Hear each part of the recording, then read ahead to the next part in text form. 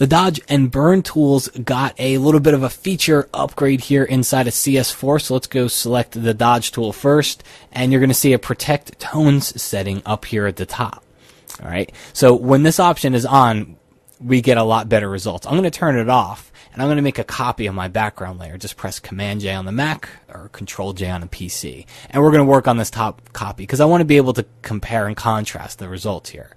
So I've turned protect tones off, which means that we're now getting, for better or worse, we're now getting the old dodge tool. And what I'm going to do here is just come over here, and I'm just going to start to paint on maybe the mountains over on the right hand side. Just, you dodge something to kind of brighten it up a little bit, maybe draw a little bit more attention to it.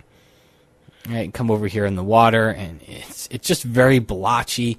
And overall, to me, it doesn't look like we've brightened it. It looks like we've taken a low opacity white paintbrush and painted over it. It looks dull.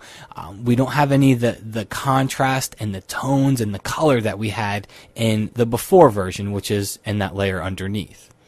Okay, well, now let's click on the background layer, keep the top layer off, turn on protect tones, and now I'm going to do the same thing, and you can almost immediately see the results.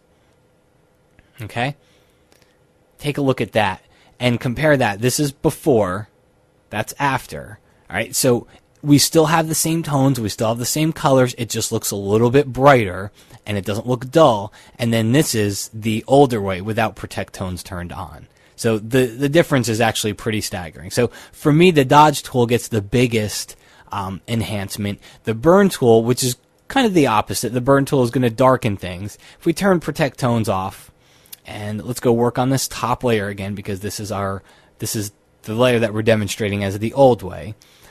This one's not quite as bad. All right, so it looks okay. Come up here, maybe darken up the clouds and the sky a little bit in some areas.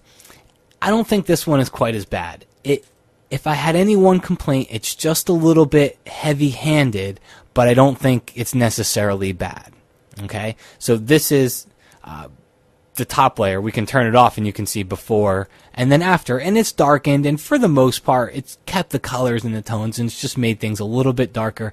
I think it is a little heavy-handed, and I think it makes things, the burn tool, it actually makes things look burned a little bit. It makes them look a little bit red, if you ask me. But let's go ahead and turn this one off, click on the background layer, and turn protect tones on, and now I'm going to paint. And I think I just get more of an even result when I use the protect tones feature. All right. Make my brush a little bit smaller. I'm just hitting the left bracket key to do that. And come over there. So let's take a look. This is the older way, and this is the newer way. So it's just a little bit, again, I think heavy-handed is a good way to think of it. The older way, it was a little bit more heavy-handed, a little bit stronger. The newer way is just a little more subtle, where I can build the effect up. If I want to make it darker, well, then I can paint over it again.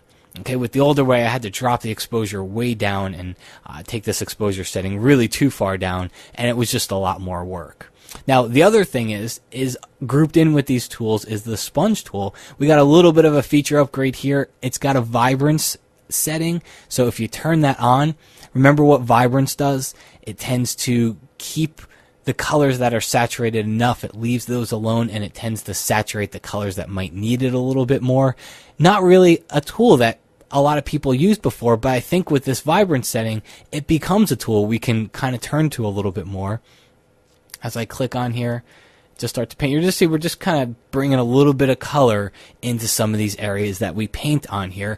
And you can do this with adjustment layers and the masks on the adjustment layer. But you know what? If you can do it with the sponge tool, it's actually kind of easy. You just take one tool and you just paint over these things, and you can selectively kind of boost the color in those areas. So while the tools themselves aren't necessarily new inside of CS4, there's a setting with each one of those tools that's new, and in the end, I think that setting helps those tools act a little bit more like we would expect them to act.